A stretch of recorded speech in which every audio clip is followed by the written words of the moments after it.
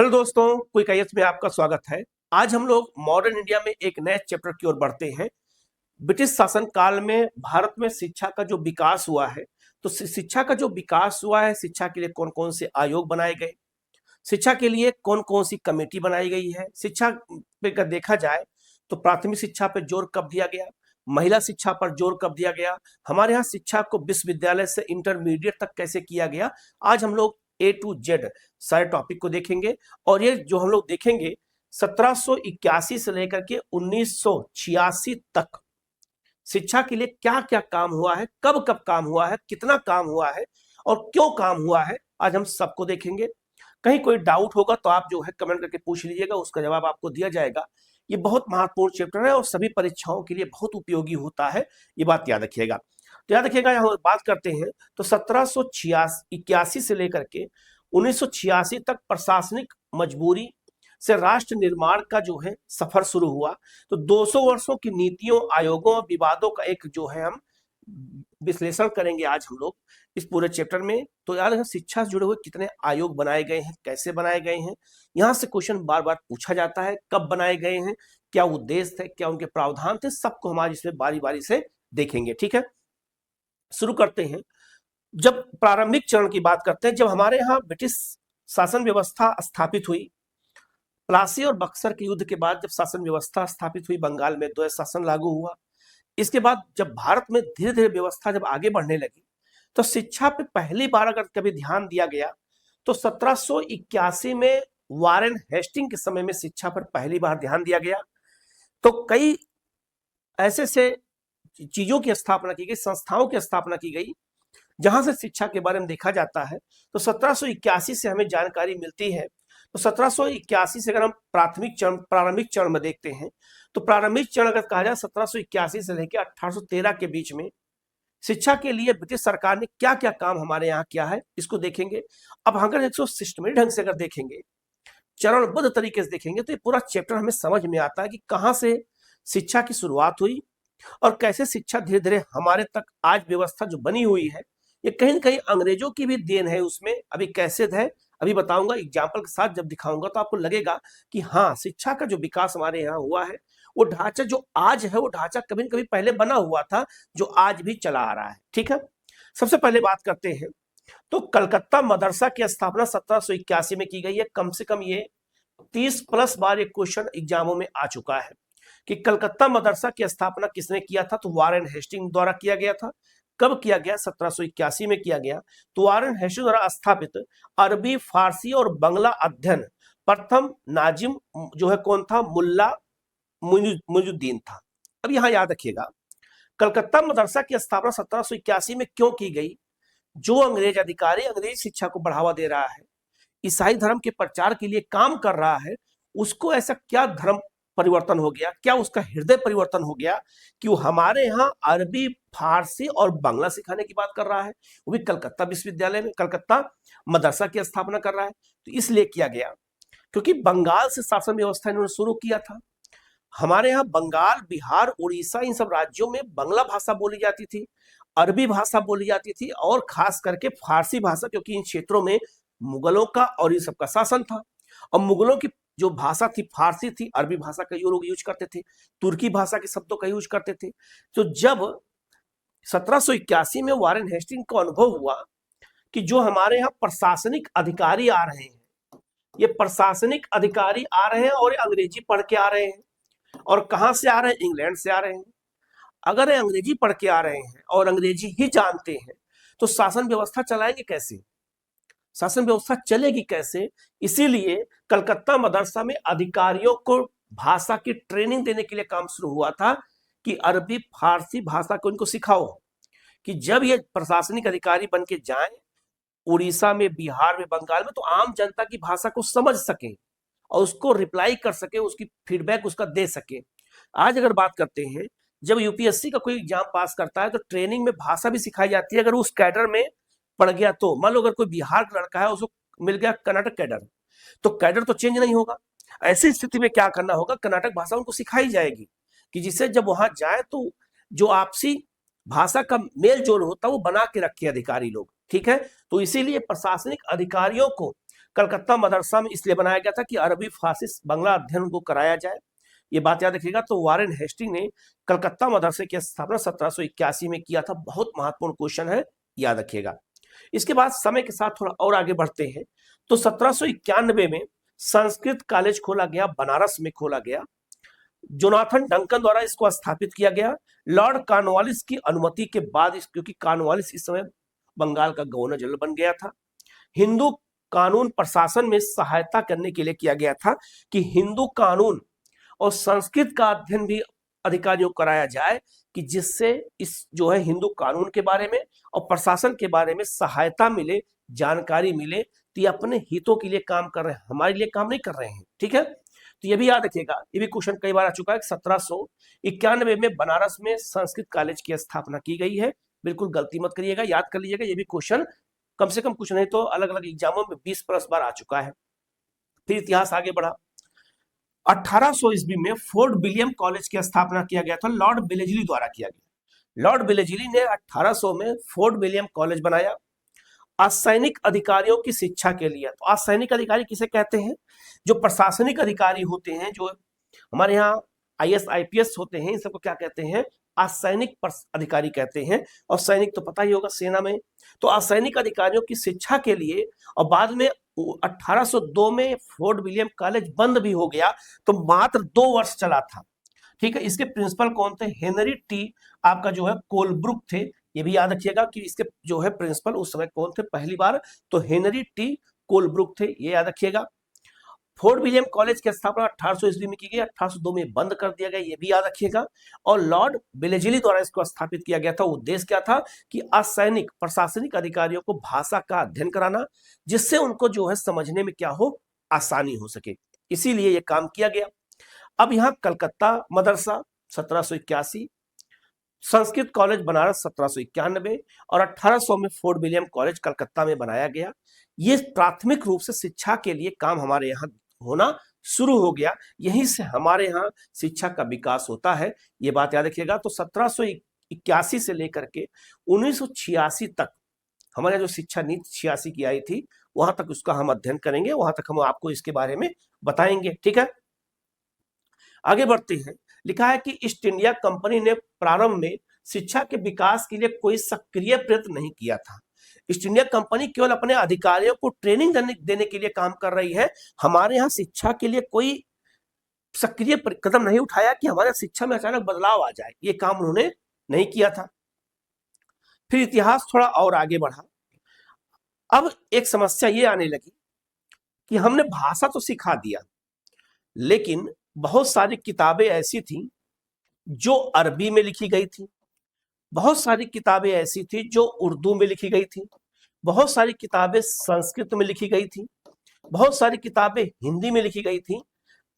अब इनके बारे में भी हमें जानना है कि इन किताबों में ऐसा क्या लिखा है कि इनका अध्ययन भी जरूरी है।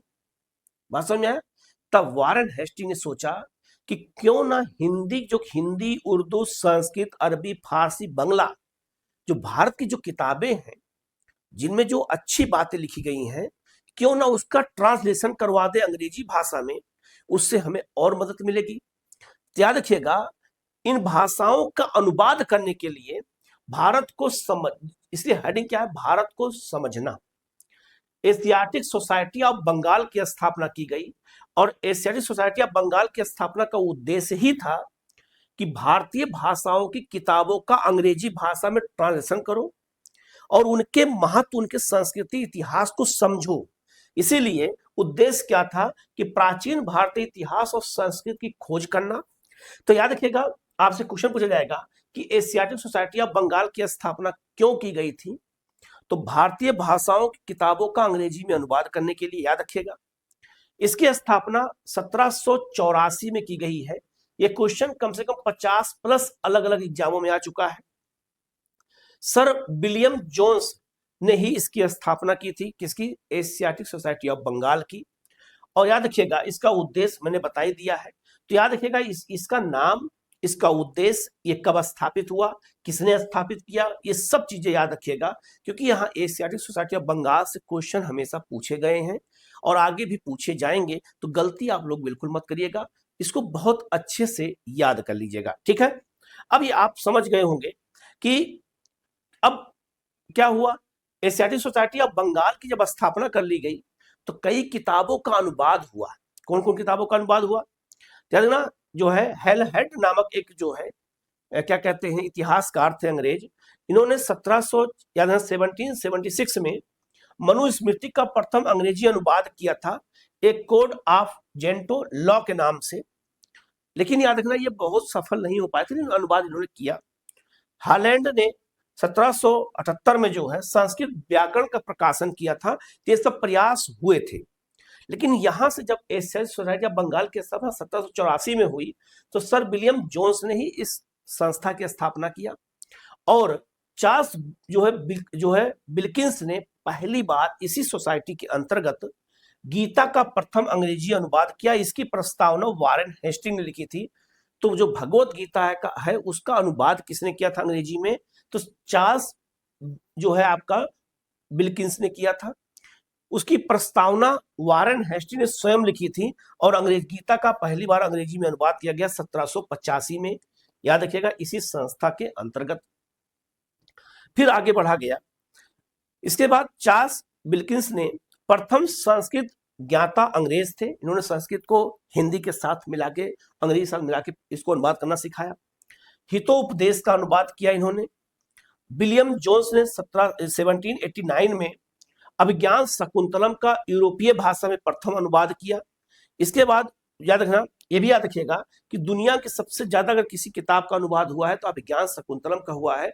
अभिज्ञान शकुंतलम का अनुवाद बहुत ज्यादा हुआ है, ये बात याद रखिएगा। विलियम जोन्स ने 1792 में इंस्टीट्यूट ऑफ हिंदू लॉ के नाम से मनुस्मृति और गीत गोविंद का अनुवाद किया था। तो गीत गोविंद और मनुस्मृति का अनुवाद विलियम जोन्स ने भी किया था 1792 में। उसका नाम क्या था, इंस्टीट्यूट ऑफ हिंदू लॉ के नाम से किया था मनुस्मृति का अनुवाद। तो मनुस्मृति का अनुवाद हेलहेड ने भी किया है और याद रखिएगा आपका विलियम जोन्स ने भी किया है, याद रखिएगा। तो एशियाटिक सोसाइटी ऑफ बंगाल की स्थापना क्यों की गई है, अब आपको मालूम चल गया, केवल भारतीय भाषाओं की किताबों का अनुवाद करने के लिए, जिससे हम उनके बारे में जान सकें, ठीक है। अब आगे बढ़ते हैं। द ग्रेट डिबेट जो है पाश्य बनाम आंग्ल विवाद, याद रखिएगा। आंग्लवादी झुकाव 1813 से लेकर 1835 तक था। याद रखिएगा हमारे यहाँ शिक्षा को लेकर के विवाद खड़ा हुआ, थोड़ा सा उसके पहले बता देता हूं मैं। 1813 का चार्टर एक्ट के द्वारा वैज्ञानिक शिक्षा हेतु 1,00,000 रुपए का प्रावधान किया गया था। तो 1813 के अधिनियम में पहली बार भारत में 1,00,000 रुपया खर्च करने का प्रावधान किया गया था कि भारत में वैज्ञानिक शिक्षा पर 1,00,000 रुपया दिया जाएगा। आधुनिक शिक्षा के जन्मदाता चार्ल्स ग्रांट और आपका सेरामपुर जो आपका ये थे 1799 में। 1823 में लोक शिक्षा समिति का गठन किया गया था। तो जब लोक शिक्षा समिति का गठन किया गया तो बहुत सारे भारत में अंग्रेज ऐसे थे कि वो चाहते थे कि उच्च शिक्षा में हमारे यहाँ अंग्रेजी ना पढ़ा करके भारतीय भाषा में ही अध्ययन कराया जाए। लेकिन वहीं अंग्रेज कुछ और भी थे जो चाहते थे कि उच्च शिक्षा में अंग्रेजी को ही लागू किया जाए। तो जो अंग्रेजी के समर्थक थे उन्हें आंग्ल शिक्षा समर्थक कहते हैं, और जो भारतीय भाषा अर्थात अरबी और संस्कृत फारसी शिक्षा का जो समर्थन करने वाले अंग्रेज थे उन्हें क्या कहते हैं, जो है प्राच्य शिक्षा समर्थक कहते हैं। तो याद रखिएगा दो भागों में बट गया। उस समय वर्ग शिक्षा को लेकर के विवाद खड़ा हुआ। जो आपके प्राच्य शिक्षा समर्थक है उनमें नेता H.T. प्रिंसेप सचिव थे, H.H. विल्सन और आपका जो है कोलब्रुक कैरी, ये सब जो है जो अंग्रेज अधिकारी हैं ये चाहते थे कि उच्च शिक्षा में भारत में संस्कृत और अरबी में ही पढ़ाया जाए, अंग्रेजी शिक्षा लागू ना की जाए, ठीक है। दृष्टिकोण क्या था कि जो है पाश्चात्य ज्ञान का प्रसार इन्हीं देसी भाषाओं के माध्यम से हो। वो चाहते थे कि जो अंग्रेजी शिक्षा का जो प्रसार अगर होना है तो देसी भाषाओं के साथ होना चाहिए, अलग से ना होने पाए। लेकिन वहीं पर कुछ का कहना यह था कि जो आंग्ल शिक्षक समर्थक थे, जो अंग्रेजी भाषा के समर्थक थे, उनमें सबसे पहला नेता कौन था, मुनरो था मद्रास में, एल्फिस्टन आपका बंबई में, ग्रांट और आपका जो है एल्बर्न फोर्स, ये सब और लॉर्ड मैकाले, ये सब चाहते थे कि नहीं, उच्च शिक्षा में बिना कुछ सोचे समझे अंग्रेजी भाषा को लागू करो अंग्रेजी भाषा में ही शिक्षा दी जाए। माध्यम अंग्रेजी भाषा। दृष्टिकोण क्या था कि पाश्चात्य शिक्षा को सीधे अंग्रेजी माध्यम से दिया जाए पूरी तरीके से, और किसी भी कीमत पर और भाषाओं को प्रमोट ना किया जाए। यह विवाद खड़ा हुआ, विवाद आगे बढ़ता चला गया। लॉर्ड विलियम बेंटिक का जब समय आया तो याद रखिएगा इस विवाद को दूर करने के लिए उन्होंने क्या किया, मैकाले को याद रखिएगा क्या बना दिया गया, लोक शिक्षा समिति का अध्यक्ष बनाया। अब यहां ध्यान देना, जब विवाद बढ़ता चला गया, लगातार विवाद बढ़ रहा था, तो उन्होंने क्या किया कि 1833 के एक्ट में शिक्षा निधि 10 लाख रुपए हो गई थी। तो जो 1813 में 1 लाख रुपया शिक्षा पे व्यय था, वो 33 में 10 लाख हो गया। विलियम बेंटिक ने लॉर्ड मैकाले को लोक शिक्षा समिति का अध्यक्ष नियुक्त कर दिया और इनसे कहा कि अब तुम तैयार करो कि अंग्रेजी शिक्षा कैसे लागू की जाए। तब याद रखिएगा, अब आप समझो कि लोक शिक्षा जो समिति बनाई गई, लॉर्ड मैकाले ही उसके अध्यक्ष हैं, और लॉर्ड मैकाले खुद अंग्रेजी शिक्षा का समर्थन कर रहे हैं, तो ये किसको प्रमोट करेंगे? अंग्रेजी शिक्षा को ही करेंगे। तो इन्होंने अंग्रेजी शिक्षा का जो है अध्यक्ष बनाया गया। पूछा जाएगा आपसे कि जो है लोक शिक्षा समिति का जो गठन किसने किया था? लॉर्ड विलियम बेंटिक ने। कब किया था? 1833 में। अध्यक्ष कौन थे? लॉर्ड मैकाले थे। ये काम हो गया।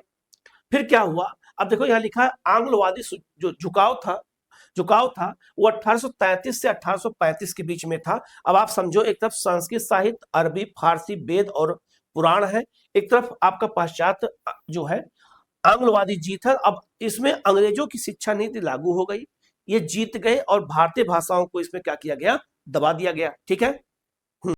तो इस तरह लॉर्ड विलियम बेंटिक के समय में अंग्रेजी शिक्षा भारत में लागू कर दी गई। लॉर्ड मैकाले की अध्यक्षता में लोक शिक्षा समिति ने सुझाव दिया कि उच्च शिक्षा में अंग्रेजी भाषा को ही क्या किया जाए? लागू किया जाए। तो लिखा गया है 7 मार्च 1835 को बेंटिक द्वारा स्वीकृति दे दी गई। किसको दे दिया गया? क्या लिखेगा? मैकाले का स्मरण पत्र। जो मैकाले का स्मरण पत्र था और उसमें जो है ये साफ साफ कहा गया था कि अंग्रेजी शिक्षा को ही लागू किया जाए। तो उसको स्वीकृति कौन दे दिया? लॉर्ड विलियम बेंटिक ने दे दिया। अंग्रेजी भाषा प्रशासन और उच्च शिक्षा का आधार बन गई। राजभाषा के रूप में फारसी का स्थान अब किसने लिया? अंग्रेजी ने ले लिया। तो याद रखिएगा, राजभाषा के रूप में फारसी का यूज होता था, अब उसका स्थान अंग्रेजी में होगा। और इसी समय से अंग्रेजी भाषा प्रशासन में भी और उच्च शिक्षा में लागू कर दी गई। किसके समय में? लॉर्ड विलियम बेंटिक के समय में। कब? 1835 में। इस बात को भी याद रखना, यहां से भी क्वेश्चन पूछा जाएगा। याद रखिएगा, लॉर्ड मैकाले अंग्रेजी भाषा, अंग्रेजी साहित्य पर, अंग्रेजी कल्चर पर इतना घमंड करता था कि उसने एक लाइन बोला था, वो क्वेश्चन आता है। लाइन क्या बोला था? लॉर्ड मैकाले ने 2 फरवरी 1835 को कहा था कि एक अच्छे यूरोपीय पुस्तकालय की एक अलमारी भारत तथा अरब के समस्त साहित्य के बराबर है। हमें एक ऐसा वर्ग बनाना है जो रंग और रक्त से भारतीय हो, परंतु प्रवृत्ति, विचार, नैतिकता और बुद्धि से अंग्रेज हो। इसीलिए अंग्रेजी भाषा को लागू किया जाए। लॉर्ड मैकाले का कहना था कि अगर भारत में प्रशासन चलाना है तो हमें ऐसे भारतीयों की तलाश होनी चाहिए जो रंग और रूप से भारतीय दिखे, कोई दिक्कत नहीं हमें, लेकिन उसका विचार अंग्रेजी होना चाहिए, अंग्रेज का होना चाहिए। इसीलिए अगर उच्च शिक्षा में अंग्रेजी पढ़ाएंगे तो भारतीय भी अंग्रेजी जानेंगे और फिर वो हमारे लिए काम करेंगे। साफ साफ लिखा है कि वो जो हमें एक ऐसा वर्ग चाहिए जो रंग और रक्त से भारतीय हो, ठीक, लेकिन उसके जो प्रवृत्ति हो, उसका जो विचार हो, जो उसकी नैतिकता हो, जो उसकी बुद्धि हो, वो अंग्रेज होना चाहिए, वो अंग्रेजी होनी चाहिए, वो अंग्रेज जैसा होना चाहिए, जैसा अंग्रेज सोचता है अपने लिए वैसा होना चाहिए। तो ऐसे भारतीयों की तलाश है, इसीलिए हमें अंग्रेजी शिक्षा लागू करना है। तो इस कथन को भी याद रखिएगा। और उसने कहा था कि एक अलमारी का, अगर यूरोप की कोई भी शिक्षा अंग्रेजी भाषा का, अगर एक अलमारी अंग्रेजी भाषा को तौला जाए तो समस्त जितने भी याद रखिएगा, जितने भी समस्त अरब के सहित जितने भी भारत की शिक्षा है, सब उसके बराबर नहीं है, जबकि उसका श्रेष्ठ स्थान है किसका? अंग्रेजी शिक्षा का। तो इन्होंने ये जो बात कही है, याद रखिएगा, ये क्वेश्चन पूछा जाता है। जब अंग्रेजी शिक्षा लागू की जाने लगी थी तो मैकाले ने से पूछा गया कि आप अंग्रेजी शिक्षा क्यों लागू करना चाहते हैं? तो उसने एक सिद्धांत दिया। सिद्धांत क्या, सिद्धांत तो किसी और ने दिया था, उसका उसने व्यवहार में उपयोग किया। उसको कहते हैं अधोमुखी निस्यंदन का सिद्धांत। आंग्लवादी झुकाव 1813 से 1835 के बीच में अधोमुखी निस्यंदन सिद्धांत का मतलब होता है फिल्ट्रेशन थ्योरी।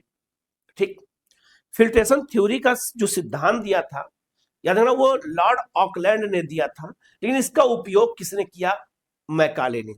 मैकाले का कहना था, जैसे मान लीजिए कि मैकाले ये कहता था कि अंग्रेजी भाषा उच्च वर्ग, भारत के उच्च वर्ग को अंग्रेजी भाषा सिखाओ।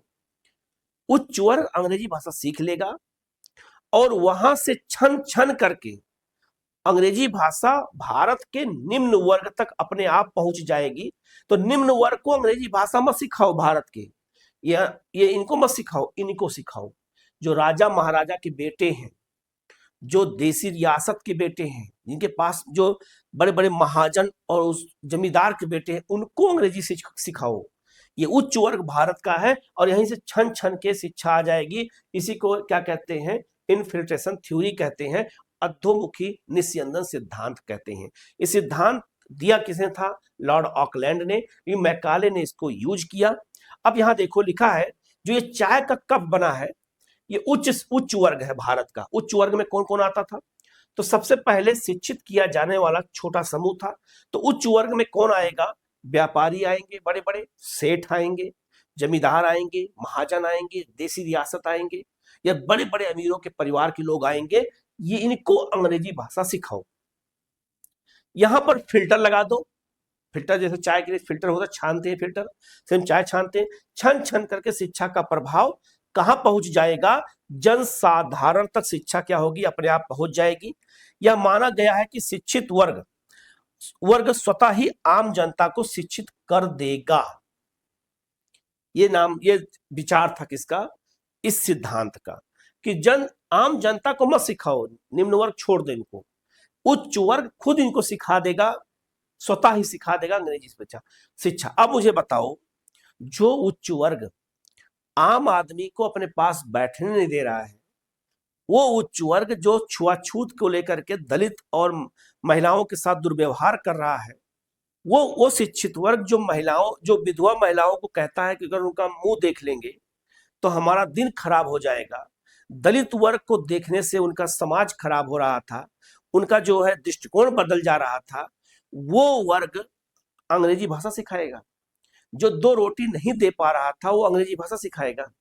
इसका मतलब यह है कि ये पूरी तरह से शिक्षा उनके लिए थी जो उच्च वर्ग के लोग हों, शिक्षित हों, रंग रूप से भारतीय हों, लेकिन काम अंग्रेजों के लिए करें।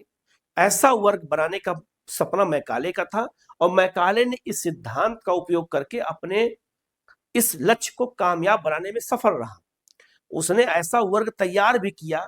तो आप कभी भी कोई भी कांग्रेस का नेता उठा के देखिएगा, उस समय के किसी पार्टी का, बड़े बड़े लोग ही के बेटे कैसे पहुंच गए पार्टी में, कैसे वो लंदन जाते थे, कैसे वो लंदन में पढ़ाई करते थे। हम आपके परिवार के लोग लंदन क्यों नहीं जा पाए?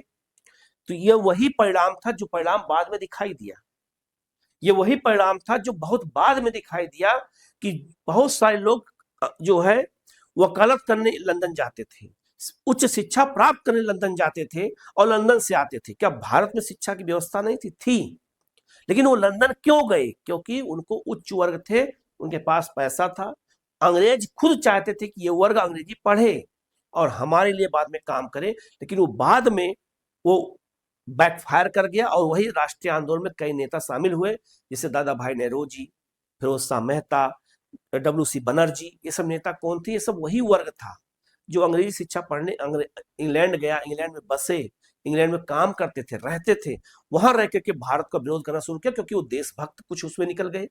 जो नहीं निकले वो सिंधिया जैसे थे, जो आपका जो है गद्दारी का काम किए, भारत के साथ जो विद्रोह को दबाने में योगदान देते थे। तो ऐसा वर्ग भी उनको मिला। तो दोनों तरह से उनको जो है फायदा भी हुआ और नुकसान भी हुआ, लेकिन फायदा ज्यादा हुआ। लेफ्टिनेंट गवर्नर जेम्स टॉमसन ने जो है 1843 से 53 के बीच में उत्तर प्रदेश में देसी भाषा द्वारा ग्राम शिक्षा योजना बनाई थी, कृषि व गणित पढ़ाने के लिए उत्तर प्रदेश में। तो कभी कभी क्वेश्चन ऐसे भी पूछा जा सकता है, तो आप इसको भी याद रखिएगा।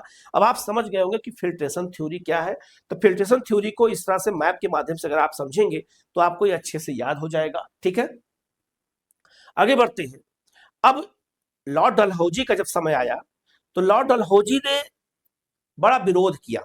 लॉर्ड डलहौजी का समय आप यही है, 1854 का समय है। तो लॉर्ड डलहौजी ने शिक्षा में विकास सुधार करने के लिए शिक्षा में और क्या किया जाए, इसको लेकर के एक आयोग बनाया। उसका नाम था चार्ल्स वुड डिस्पैच। तो चार्ल्स वुड आयोग शिक्षा के लिए बनाया, किसने? लॉर्ड डलहौजी ने बनाया। इसका काम क्या था? याद रखिएगा, इसका काम यह था कि तुम ये पता लगाओ कि भारत में शिक्षा में क्या क्या सुधार किया जाए। ऐसा क्या किया जाए कि जिससे भारत में शिक्षा महिलाओं को भी दी जा सके, मातृभाषा में शिक्षा दी जा सके, गांव तक शिक्षा पहुंचाई जा सके। और लॉर्ड डलहौजी ने, याद रखिएगा, जो मैकाले का शिक्षा प्रणाली थी उसका विरोध किया। उसने कहा कि यह अनैतिक शिक्षा है।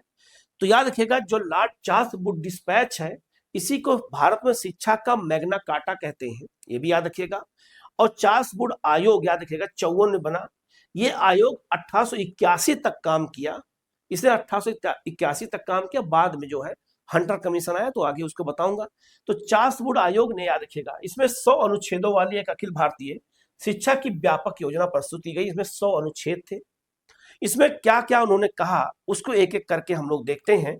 याद रखिएगा, क्या प्रावधान थे चार्ल्स वुड आयोग में, और इस आयोग ने क्या क्या ऐसा प्रावधान करने का प्रयास किया जो आज भी हमारे लिए इंपॉर्टेंट है। जैसे पहला काम इसने ये किया कि जो है आधार बेस, गांव में देसी भाषा की प्राथमिक पाठशालाएं खोली जाए। तो चार्ल्स वुड आयोग ने ही पहली बार कहा था कि गांव में प्राथमिक पाठशालाएं खोली जाएं। जो आज हमारे यहाँ पाठशालाएं गांव में हैं, वो क्यों है? वो इसी ने कहा था, गांव में देसी भाषा, और वहां देसी भाषा सिखाई जाती है।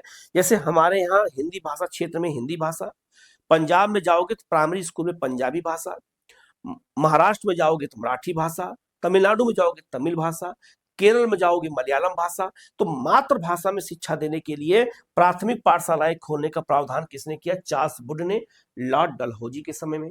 इसके अलावा जिला स्तर पर, ये गांव के स्तर पर था, जिला स्तर पर एंग्लो वर्नाक्यूलर हाई स्कूल खोले जाए।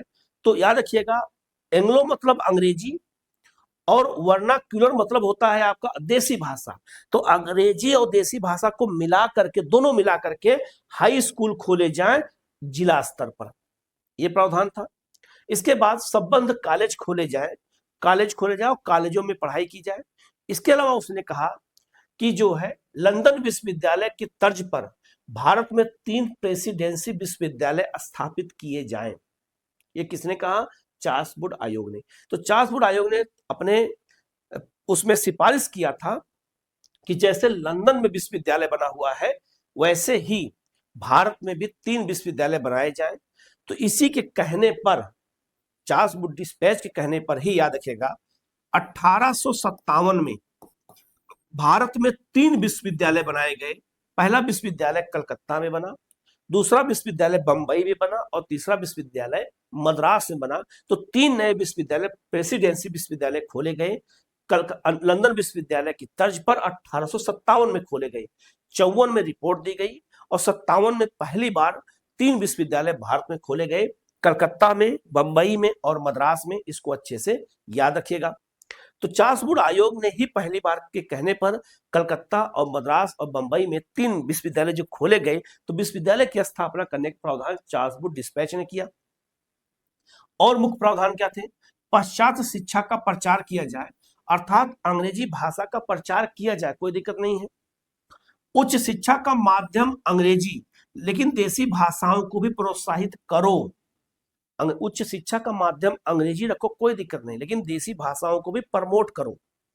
निजी प्रयत्नों हेतु अनुदान दिया जाए, अर्थात शिक्षा में निजी क्षेत्र को प्रवेश दिलाओ। ये इस चार्ल्स वुड में कहा गया कि निजी क्षेत्र को भी शिक्षा के लिए प्रावधान करो। और 5 प्रांतों में लोक शिक्षा विभाग 1855 में स्थापित किया गया। तो लोक शिक्षा विभाग की स्थापना अलग अलग प्रांतों में की गई उस समय, तो याद रखना 5 प्रांतों में जो है लोक शिक्षा विभाग की स्थापना 1855 में की गई थी। और याद रखिएगा 1857 में 3 विश्वविद्यालय बनाए गए थे, कलकत्ता, मद्रास, बंबई में। लंदन विश्वविद्यालय की तर्ज पर चार्ल्स वुड आयोग की सिफारिश से बनाया गया था। ये भी याद रखना, ये भी क्वेश्चन आपसे एग्जाम में पूछा जाएगा। फिर इतिहास थोड़ा और आगे बढ़ा। संस्थागत विस्तार का जो आपका भूगोल था 54 से 81 तक देखा जाए तो रुड़की में याद रखिएगा 1847 में टॉमसन द्वारा इंजीनियरिंग कॉलेज की स्थापना की गई। बंबई में याद रखिएगा एल्फिस्टन कॉलेज 1834 में। प्रथम भारतीय प्रोफेसर दादा भाई नेरोजी थे। अब बंबई विश्वविद्यालय की स्थापना 1857 में की गई थी, जो मैंने अभी आपको बताया, याद रखना 18 जुलाई को। कलकत्ता में हिंदू कॉलेज की स्थापना 1817 में भारत का प्रथम पाश्चात्य उच्च शिक्षा संस्थान था। बिशप कॉलेज की स्थापना भी कलकत्ता में 1820 में हुई। मेडिकल कॉलेज की स्थापना 1835 में की गई लॉर्ड विलियम बेंटिक के समय में। और कलकत्ता विश्वविद्यालय की स्थापना 1857 में की गई, जो भैया मैं आपको बताया हूं। और आपका बेथुन बालिका महाविद्यालय की स्थापना 1849 में कलकत्ता में शिक्षा के लिए किया गया। इसके बाद मद्रास विश्वविद्यालय की स्थापना देखो 1857 लिखा हुआ है। यहाँ देखो कलकत्ता विश्वविद्यालय के सामने 1857, मद्रास विश्वविद्यालय के सामने 1857, और यहाँ पे देख सकते हो बंबई विश्वविद्यालय के सामने भी 1857। तो 3 विश्वविद्यालय जो बनाए गए थे लंदन विश्वविद्यालय तर्ज पर, वो तीनों आप यहाँ देख सकते हैं। तो कौन कौन से विश्वविद्यालय बनाए गए इस मैप के माध्यम से समझाया गया उस समय, जो आपके जो 1854 से 1881 के बीच में ये विश्वविद्यालय बने, इनका काम आगे बढ़ा। फिर आते हैं हंटर शिक्षा आयोग 1882 में बनाया गया, 83 में जो है इसने रिपोर्ट दिया था। तो हंटर शिक्षा आयोग पूछा जाता है। और ये भी याद रखिएगा हंटर आयोग 2 बने थे। एक हंटर आयोग शिक्षा के लिए बनाया गया है, खास करके प्राथमिक शिक्षा पर वापसी के लिए। तो अगर पूछा जाए कि भारत में प्राथमिक शिक्षा के विकास के लिए, स्पेशली प्राथमिक शिक्षा के विकास के लिए अगर विशेष रूप से किस आयोग को बनाया गया था, तो हंटर शिक्षा आयोग बनाया गया था, ये याद रखिएगा। एक हंटर आयोग बनाया गया था जलियांवाला बाग हत्याकांड की जांच के लिए भी बनाया गया है, ये भी याद रखिएगा। अब हंटर जो विश्वविद्यालय शिक्षा आयोग था, वो विश्वविद्यालय और नियंत्रण 1882 से 1916 तक ये जो है प्रणाली काम किया। हंटर शिक्षा आयोग जो है इसकी सिफारिश 1916 तक चलती रही। प्रथम भारतीय शिक्षा आयोग कहा जाए हंटर के रूप में। 20 सदस्य इसमें थे, 8 भारतीय थे। उद्देश्य क्या था? 1854 के बाद की प्रगति की समीक्षा करना और केवल प्राथमिक और माध्यमिक शिक्षा पर जोर देना है और किसी शिक्षा पर जोर नहीं देना है। तो इसने प्राथमिक शिक्षा और माध्यमिक शिक्षा पर ही जोर दिया हंटर शिक्षा आयोग ने, और प्राथमिक शिक्षा पर विशेष जोर दिया। अब इसने क्या क्या जोर दिया कि स्थानीय भाषा और उपयोगी विषय के आधार पर नियंत्रण जो इसका होगा जिला और नगर बोर्ड को द्वारा किया जाएगा। तो स्थानीय भाषा में शिक्षा के लिए जो है इसने प्रयास किया।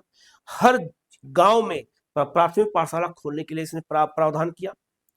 जो माध्यमिक शिक्षा था उसको इसने 2 भागों में बांट दिया, साहित्यिक शिक्षा विश्वविद्यालय प्रवेश हेतु और व्यवसायिक या व्यापारिक शिक्षा जीवन हेतु। तो याद रखना व्यवसायिक शिक्षा भी दी जाने लगी कि अगर मान लो किसी बच्चे का पढ़ने में मन ना लगे तो व्यवसायिक शिक्षा पढ़ करके अपना रोजगार चला सके, इस काम के लिए जो है माध्यमिक शिक्षा को 2 वर्गों में बांट दिया गया।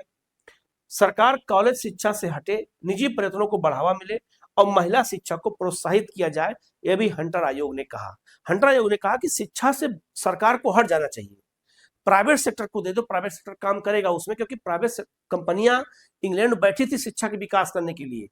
ठीक है, आज भी देखा होगा कि प्राइवेट सेक्टर जो है शिक्षा पे पूरी तरह हावी होता चला जा रहा है। अब यहां समझ गए होंगे आप इस बात को कि हंटर आयोग जो था, हंटर शिक्षा आयोग था, यह प्राथमिक शिक्षा पर बल ज्यादा दिया था। परिणाम क्या हुआ कि 1882 में पंजाब और 1887 में इलाहाबाद विश्वविद्यालय की स्थापना हुई। तो इलाहाबाद विश्वविद्यालय 1887 में बनाया गया था, याद रखिएगा, और पंजाब विश्वविद्यालय 1882 में बनाया गया। तो विश्वविद्यालय प्रवेश हेतु या साहित्यिक शिक्षा को जोड़ दिया गया था माध्यमिक शिक्षा में। तो इस तरह से माध्यमिक शिक्षा में बच्चों को विकल्प दे दिया गया कि आप किस शिक्षा की ओर जाना चाहते हैं, इस पर आप ध्यान दे सकते हैं। ये कितना इंपॉर्टेंट चीजें हैं, इनको जानना क्या है, जरूरी भी है। ठीक है, आगे बढ़ते हैं। 1904 का अब आगे बढ़ते हैं। 1904 का विश्वविद्यालय अधिनियम पास किया गया था कर्जन के समय में विश्वविद्यालयों पर नियंत्रण के लिए।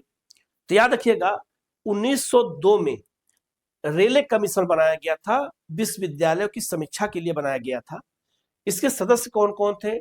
सैयद हुसैन बिलग्रामी, ये भारत से थे। गुरुदास बनर्जी। कर्जन का उद्देश्य क्या था? शैक्षिक कम और राजनीतिक नियंत्रण अधिक स्थापित किया जाए शिक्षा में। समिति सीमित उप सदस्य क्या थे? संख्या 50 से 100 तक सीमित, कार्यकाल घटा करके 5 वर्ष, अधिकांश सरकार द्वारा मनोनीत किए जाने लगे।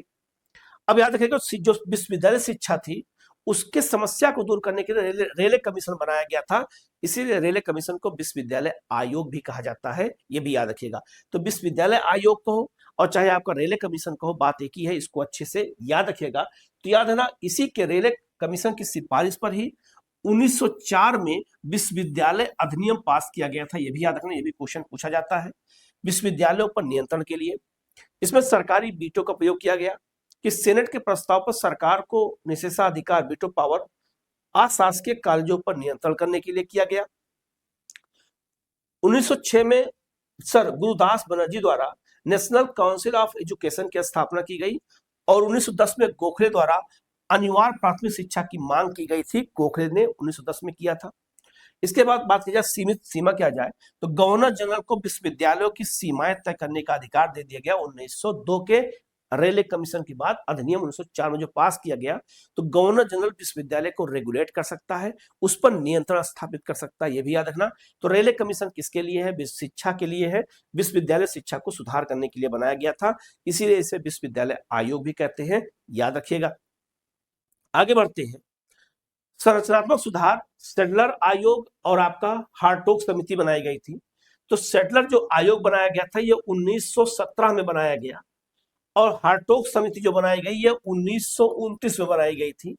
तो दोनों में क्या प्रावधान रखे गए इसको देख लेते हैं, ध्यान दीजिएगा। एक तरफ सेडलर आयोग दिया गया है, सेडलर आयोग शिक्षा के लिए बनाया गया था 1917 में, क्वेश्चन बहुत पूछा जाता है। और हार्टोग समिति बनाई गई थी 1929 में, ये भी क्वेश्चन पूछा जाता है। सबसे पहले हम बात करेंगे सेडलर आयोग की।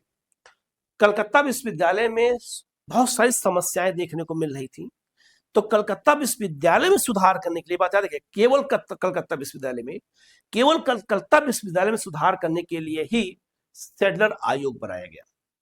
सेडलर आयोग ने कलकत्ता विश्वविद्यालय में सुधार करने के लिए जब काम करना शुरू किया, तो इसने देखा कि माध्यमिक सुधार के बिना विश्वविद्यालय में सुधार असंभव है, तो माध्यमिक शिक्षा पर पहले सुधार करो, तब विश्वविद्यालय स्तर पर सुधार करो, ये सेडलर आयोग ने कहा। इसीलिए सेडलर आयोग केवल कलकत्ता विश्वविद्यालय के लिए बनाया गया था, इसीलिए याद रखिएगा सेडलर आयोग को कलकत्ता विश्वविद्यालय आयोग भी कहते हैं, ये बात याद रखिएगा। रेले कमीशन को विश्वविद्यालय आयोग कहते हैं और सेडलर आयोग को क्या कहते हैं? कलकत्ता विश्वविद्यालय आयोग कहा जाता है, ये भी याद रखिएगा। इसमें 2 भारतीय सदस्य थे, एक आपका आशुतोष मुखर्जी, एक जियाउद्दीन अहमद, ये 2 भारतीय सदस्य भी इस समिति में थे, सेडलर आयोग समिति में। इसने प्रावधान क्या किया?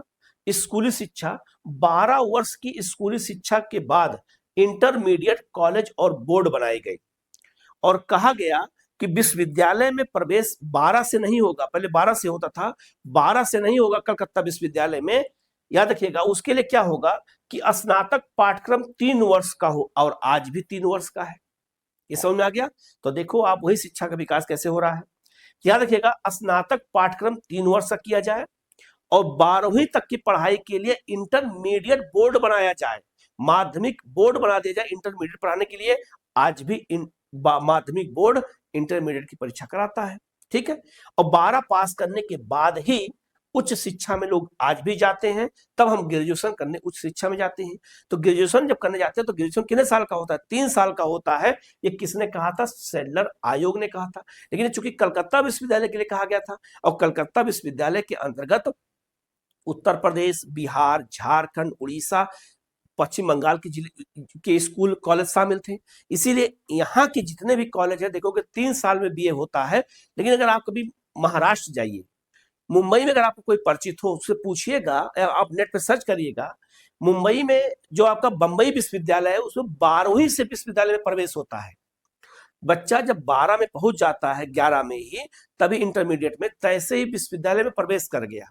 वहां विश्वविद्यालय प्रवेश इंटरमीडिएट से है, लेकिन कलकत्ता में इंटरमीडिएट के बाद है, आप अंतर समझ लीजिएगा, ठीक है। इसके अलावा उच्च शिक्षा में कुलपति की नियुक्ति की जाए।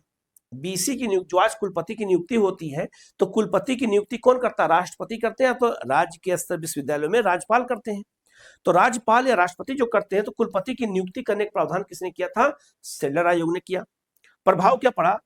1916 से 21 के बीच में भारी विस्तार हुआ। बीएचयू पटना, ढाका, अलीगढ़, लखनऊ और उस्मानिया जैसे उर्दू माध्यम के विश्वविद्यालय स्थापित किए गए। तो इन जिलों में जो विश्वविद्यालय स्थापित किए गए हैं, ये सेडलर आयोग के कहने पर स्थापित किए गए थे, ये भी याद रखिएगा। ठीक है, तो याद रखना 12 वर्ष की स्कूली शिक्षा के लिए इंटरमीडिएट कॉलेज बोर्ड बनाए जाए अलग से, और स्नातक शिक्षा 3 वर्ष की जाए और कुलपति की नियुक्ति की जाए, सेडलर आयोग ने कहा। फिर आगे बढ़ते हैं हम लोग।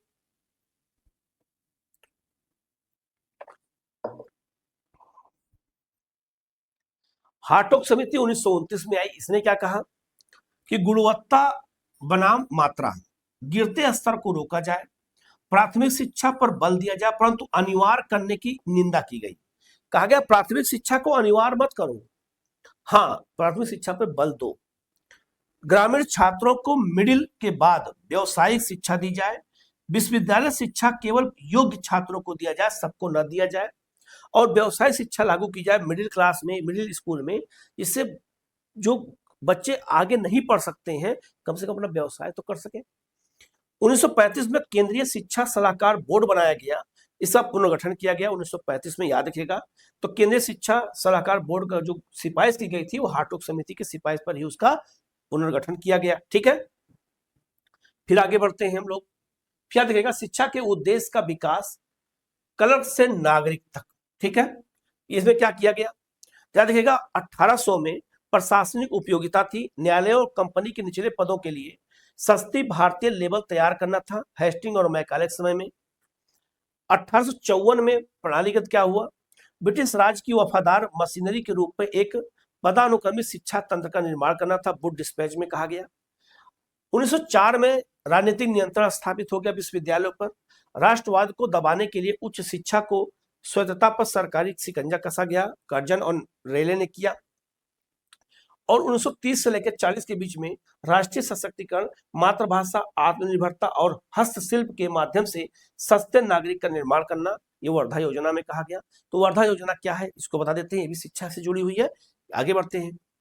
अब आते हैं, अब यहाँ देखो 2 आयोग अभी और पढ़ना है हमें। एक लिखा है राष्ट्रीय जागरण, स्वदेशी मॉडल और अंतिम ब्रिटिश योजना। राष्ट्रीय जागरण 1937 से 1944 के बीच में। तो बुनियादी शिक्षा के लिए एक वर्धा योजना प्रस्तुत किया था, किसने? महात्मा गांधी ने प्रस्तुत किया था। तो अगर पूछा जाए कि वर्धा योजना क्या है, तो ये बुनियादी शिक्षा के लिए है, मतलब प्राथमिक शिक्षा को बुनियादी शिक्षा कहते हैं। ये वर्धा योजना दिया किसने? महात्मा गांधी ने। कब दिया? 1937 में दिया है। तो 3 यही एक लाइन में 3 क्वेश्चन याद रखना कि वर्धा योजना क्या है, तो शिक्षा के लिए है। कैसे शिक्षा? बुनियादी या प्राथमिक शिक्षा के लिए है, याद रखिएगा। दिया किसने? महात्मा गांधी ने। कब दिया? 1937 में दिया। गांधी, और कहां दिया गांधी ने? तो गांधी जी ने हरिजन नामक लेख में आधारित था। जाकिर हुसैन समिति द्वारा इसका जो है ब्यौरा तैयार किया गया था वर्धा योजना का। तो वर्धा योजना प्रकाशित कहां हुई थी? महात्मा गांधी के हरिजन नामक पत्रिका में। मूलभूत सिद्धांत क्या था कि 7 साल तक मातृभाषा में निःशुल्क और अनिवार्य शिक्षा दी जाए। महात्मा गांधी का वर्धा योजना का मूल सिद्धांत था। जो हस्त उत्पादक कार्य व व्यवसायिक शिक्षा, जिससे अध्यापकों का वेतन निकल सके, और द्वितीय विश्व युद्ध के कारण यह लागू नहीं हो सका। तो वर्धा योजना सिर्फ 37 में दी गई, तो 1939 में द्वितीय विश्व युद्ध शुरू हो गया और इस योजना को लागू नहीं किया गया। ये बात याद रखिएगा। तो वर्धा योजना महात्मा गांधी ने हरिजन पत्रिका में दी थी, याद कर लीजिएगा। और बुनियादी शिक्षा के विकास के लिए दिया जाए, मैं बार बार बता रहा हूं क्योंकि याद कर लीजिएगा। 37 में शिक्षा इस योजना को दिया गया, 39 में विश्व युद्ध शुरू हो जाने की वजह से इसे लागू नहीं किया गया। 7 वर्ष तक मातृभाषा में निःशुल्क और अनिवार्य शिक्षा का सिफारिश किया था, लेकिन लागू नहीं हो पाया क्योंकि वो योजना आगे बढ़ नहीं पाई विश्व युद्ध शुरू होने की वजह से। तब जाकर के 1944 में क्या हुआ? सार्जेंट योजना बनाई गई। और सार्जेंट योजना ने क्या किया? सर जॉन सार्जेंट के नेतृत्व में शिक्षा सलाहकार थे की योजना, राष्ट्रीय योजना बनाई गई। इनका कहना यह था, सार्जेंट योजना में कहा गया कि 6 से 11 वर्ष के बच्चों के लिए निःशुल्क और अनिवार्य शिक्षा दी जाएगी। 11 से 17 वर्ष के अतिरिक्त व्यवसायिक शिक्षा दी जाएगी। तो याद रखिएगा, इन्होंने 7 साल की मांग की थी, 7 साल तक जो है मातृभाषा दिया जाए। इन्होंने 6 से 11 वर्ष तक निःशुल्क शिक्षा को लागू कर दिया सार्जेंट ने, योजना ने, और अलग से 11 से 17 वर्ष तक के लिए अतिरिक्त व्यवस्था की गई शिक्षा के लिए, जिसमें व्यवसाय शिक्षा दी जा सके। 40 वर्षों में शिक्षा का पुनर्निर्माण, खेल समिति ने इसे 16 वर्ष कर दिया था, ये भी याद रखिएगा। ठीक है, तो याद रखना सार्जेंट आयोग कब आया था योजना? 1944 में। और वर्धा योजना 1937 में महात्मा गांधी द्वारा दी गई थी। याद रखिएगा, क्वेश्चन अगर आए तो गलत आप लोग का ना होने पाए। ठीक है, आधुनिक ढांचे का निर्माण, स्वतंत्र भारत के आयोग कौन बने? अब भारत स्वतंत्र हो गया तो 1948 से 1986 के बीच में शिक्षा के लिए क्या क्या काम हुआ ये भी बता देता हूं। तो आजादी के पहले सार्जेंट योजना 1944 तक काम हुआ, और देश जब आजाद हो गया तब कौन सा आयोग बनाया गया? पहला आयोग बनाया गया राधा कृष्णन आयोग, 1948 से 1949 में बनाया गया। विश्वविद्यालय शिक्षा के लिए उच्च शिक्षा समवर्ती सूची में हो, इन्होंने कहा कि उच्च शिक्षा को समवर्ती सूची में शामिल किया जाए। विश्वविद्यालय पूर्व 12 वर्ष का अध्ययन करा जाए इंटरमीडिएट में। और 1953 में विश्वविद्यालय अनुदान आयोग बनाया गया, यूजीसी, जो आज यूजीसी चर्चा में है। तो यूजीसी का गठन करने की सिफारिश किसने किया था? तो राधाकृष्णन आयोग ने किया था। 1956 में यूजीसी का गठन किया गया था इन्हीं के सिफारिश पर। फिर इतिहास थोड़ा आगे बढ़ा, 1952 में जो आपका मुदलियार जो है आयोग बनाया गया, मुदलियार आयोग। माध्यमिक शिक्षा बोर्ड का गठन और बहुउद्देशीय शिक्षा पर बल दिया। 1964 से 66 के बीच में कोठारी आयोग बनाया गया। डॉक्टर दौलत सिंह कोठारी समान जो है विद्यालय कॉमन स्कूल प्रणाली को ऐतिहासिक सिफारिश किया इन्होंने। याद रखिएगा, कोठारी आयोग पूछा जाता है कब बनाया गया? 1964 में। इसके बाद नई शिक्षा नीति लागू की गई थी 1986 में। कोठारी आयोग की सिफारिशों पर आधारित थी। सबके लिए शिक्षा, नवोदय विद्यालय की स्थापना, ऑपरेशन ब्लैक बोर्ड और आपको ग्रामीण शिक्षा नीति पर जोर दिया गया था नई शिक्षा नीति के तहत। अब जो है जो शिक्षा नीति अलग से लागू कर दी गई है, 2020 शिक्षा नीति लागू की गई है, जो उसके बाद आगे जो है हम आपको अलग से उसको करंट अफेयर के माध्यम से पढ़ा देंगे। ठीक है, तो 200 वर्षों के संघर्ष के बाद शिक्षा ब्रिटिश क्लर्क बनने के कारखाने से निकल करके राष्ट्र निर्माण और मूल अधिकार में परिवर्तित हो गई। तो आज शिक्षा क्या है? एक मूल अधिकार हो गया है। 86वां संविधान संशोधन 2002 के द्वारा शिक्षा को मौलिक अधिकार में शामिल किया गया। उसके लिए एक आर्टिकल 21A जोड़ दिया गया और शिक्षा को एक मौलिक अधिकार मान लिया गया। इस आधार पे हम जो है 200 वर्षों के संघर्ष के साथ शिक्षा को मौलिक अधिकार के रूप में, अनिवार्य और जो है आपका क्या कहते हैं जो है निःशुल्क शिक्षा के रूप में आज हमारे देश में लागू है। शिक्षा में बहुत सारी कमियां हैं, उनको दूर करना है, और आप लोग प्रशासनिक अधिकारी बनेंगे तो दूर करने का प्रयास भी करेंगे। शिक्षा में व्यवस्थाओं को ठीक करना है। शिक्षा जो है सबसे इंपॉर्टेंट है। ठीक है, तो याद रखिएगा, जो हमने इस पूरे जो है क्या कहते 200 वर्षों का जो था 1781 से लेकर के और 1986 तक जितने आयोग बनाए गए सबको मैंने यहाँ पे डिटेल में बता दिया है। इसको आप अच्छे से देख लीजिएगा। वीडियो कैसा लगा आप कमेंट करके जरूर बताइएगा। कहीं कोई डाउट होगा तो आप कमेंट जरूर कीजिएगा, और हमारे चैनल को जो है सब्सक्राइब कर लीजिएगा। हमारे एग्जाम वेब ऐप डाउनलोड कर लीजिएगा, उस पर आपको एक PDF मिल जाएंगे। वहाँ मैंने कोर्स भी शुरू कर रखा है। BPSC और आपका UPPCS सबके कोर्स शुरू हो चुके हैं। दिए गए नंबर पर कॉल करके आप जानकारी ले सकते हैं।